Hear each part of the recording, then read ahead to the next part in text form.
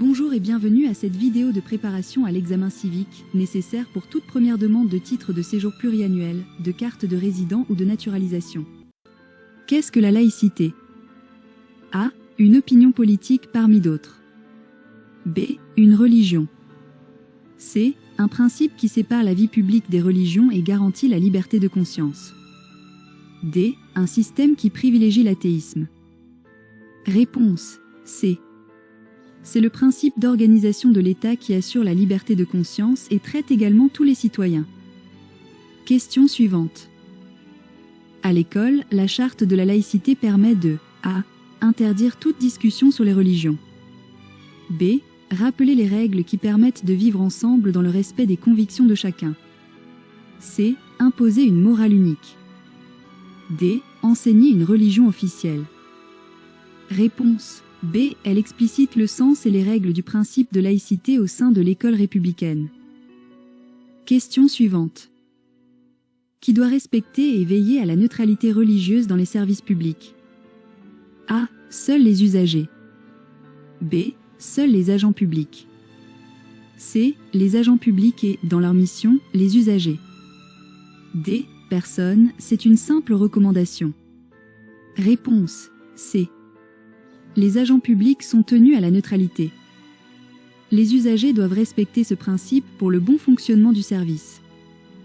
Question suivante. En quelle année le traité de Maastricht, qui marque la fondation de l'Union européenne, a-t-il été signé? A. 1986. B. 1992. C. 1997. D. 2001. Réponse B. Le traité a été signé en 1992. Question suivante. Quel traité concerne la construction de l'Union européenne? A. Traité de Versailles. B. Traité de Rome. C. Traité de Lisbonne. D. Traité de Schengen. Réponse B. Le traité de Rome, 1957, a fondé la CE. Question suivante. Quel État a quitté l'Union européenne en 2020? A. Suisse. B. Norvège. C. Royaume-Uni. D. Turquie. Réponse C. Le Royaume-Uni a quitté l'UE en 2020. Question suivante. Quelle est la devise de l'Union européenne? A. Liberté, égalité, fraternité. B. Unis dans la diversité. C. Pour la patrie et la gloire. D. Paix et prospérité. Réponse B. Unis dans la diversité est la devise officielle. Question suivante. Quel est l'hymne de l'Union européenne? A. La Marseillaise. B. L'Ode à la joie. C. God Save the Queen. D. L'hymne à la liberté. Réponse B. L'hymne européen est l'Ode à la joie. Question suivante. De quoi est composé le drapeau européen? A. 12 étoiles dorées sur fond bleu. B. 15 étoiles blanches sur fond rouge. C. Un cercle de feuilles d'olivier sur fond vert. D. Des bandes horizontales bleues et jaunes. Réponse A. 12 étoiles en cercle sur fond bleu. Question suivante. Qui élit les députés européens? A. Les parlements nationaux. B. Les citoyens européens au suffrage universel direct. C. Les gouvernements des États membres. D. Le Conseil européen. Réponse B. Les citoyens les élisent directement. Question suivante. Où est le siège du Parlement européen? A. Bruxelles. B. Strasbourg. C. Luxembourg. D. Les 3 villes. Réponse D. Le Parlement a 3 sièges, Strasbourg, Bruxelles et Luxembourg. Question suivante. Qu'est-ce que la citoyenneté numérique? A. Le droit d'avoir un accès Internet garanti par l'État. B. L'utilisation responsable, critique et sécurisée des technologies de l'information et de la communication. C. Le droit au débit Internet le plus rapide. D. L'obligation d'être présent sur les réseaux sociaux.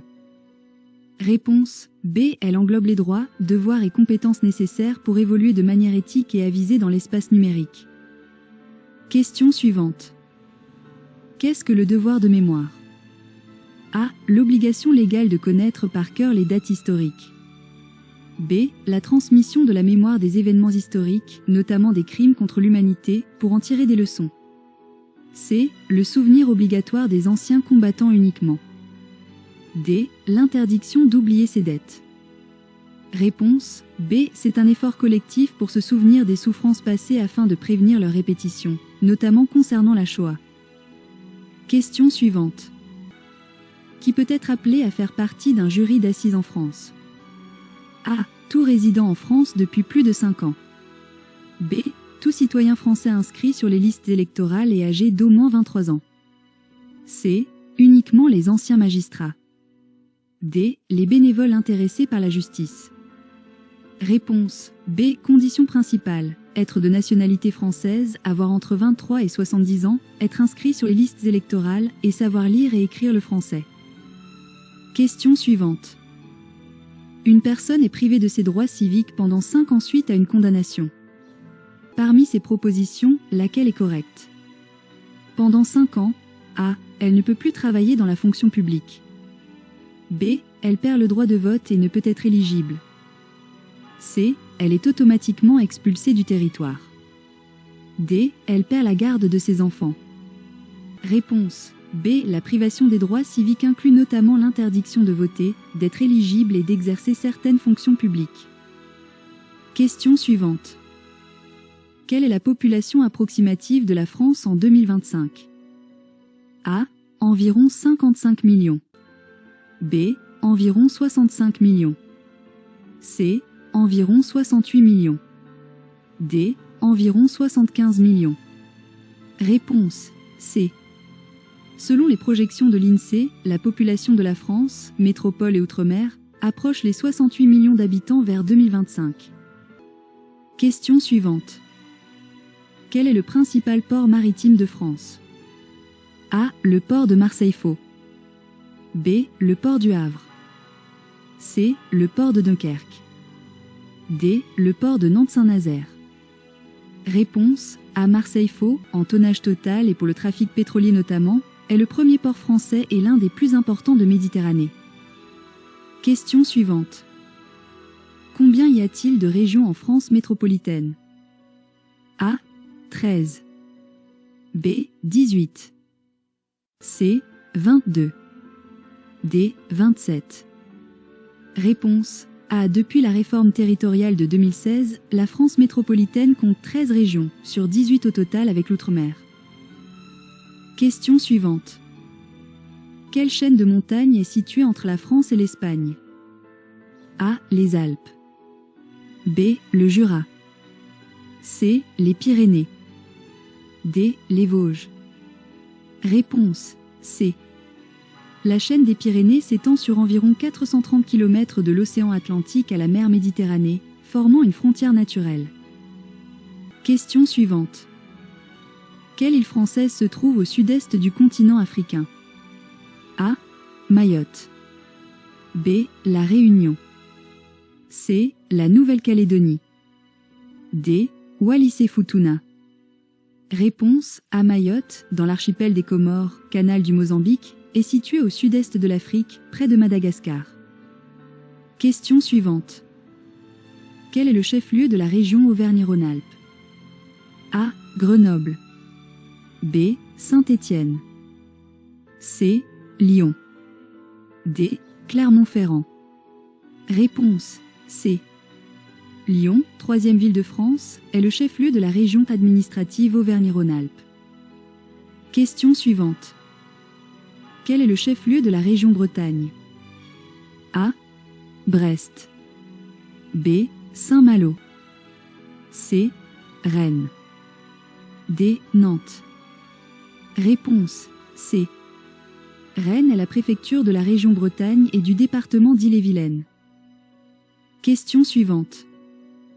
Quel est le chef-lieu de la région Provence-Alpes-Côte d'Azur? A. Marseille. B. Nice. C. Toulon. D. Aix-en-Provence. Réponse A. Marseille est le chef-lieu de la région Provence-Alpes-Côte d'Azur, PACA, et du département des Bouches-du-Rhône. Question suivante. Quel est le 10e département français le plus peuplé depuis environ 2011? A. La Gironde. B. Le Nord. C. La Haute-Garonne.